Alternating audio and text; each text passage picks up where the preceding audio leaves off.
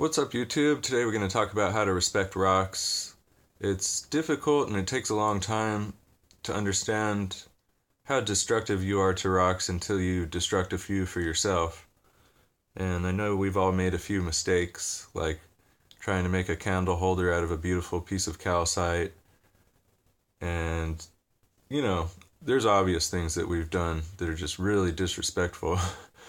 But, alright, here's a selenite crystal. This has been disrespected a little bit. You could see the face of it is scratched up.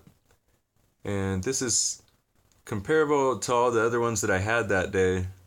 I had ones that you could see right into, and that's why this one I think didn't make the cut and got kind of left behind. Now it's not such a big deal to me now that I don't have any other ones to compare it to. But if selenite takes a hard hit, you could tell it got hit right here, and it'll start to make everything cloudy around it. It's in so many layers that all of the selenites that I had that started getting cloudy, I knew they had been hit by the heavy equipment a little bit. And this is how that one got damaged.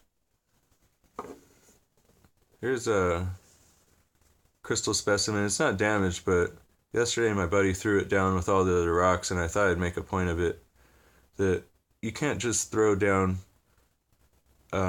sandstone matrix material like that, because the matrix is what makes this rock cool.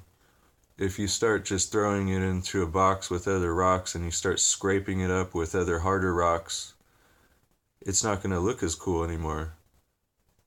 And I think I damaged a couple of the other things, so my bad on that one. Throwing a whole bunch of gems in one bag, I hate that. You know, I bought my aquamarine collection and it was like this many gems all in one bag. And you should have seen my face. I was pissed. I was just like, stop touching them, you know? Don't put like a sapphire or a ruby in with a whole bunch of other stuff. Not all these are rubies. Rubies are basically what the whole sandpaper and rock tumbling material is made out of. So anytime you start shaking a bag with a ruby in it, or even a topaz, you're going to scratch up everything around it. And that's not cool. Don't put every gem in one bag. One gem per bag. Now here's another gem that's been disrespected pretty badly. Not only are you not supposed to put really soft gems inside of a ring, somehow somebody had a ring this size. I don't know. They told me this came out of a ring. The whole face of it is just scraped up. And this is a nice, expensive tourmaline. You can't find these anymore. Also, when it was taken out by the guy that owned the pawn shop, he chipped it. He did it to a whole bunch of the other gems that he sold me too.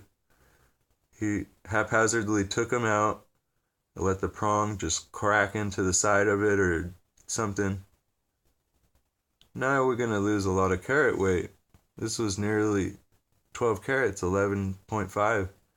Now we're going to go back down to like 7 or 8. After I get all the scratches from someone having it as a ring, and also getting the chip out of the girdle from a stupid pawn shop owner. Softer crystals do not like to be scraped at all.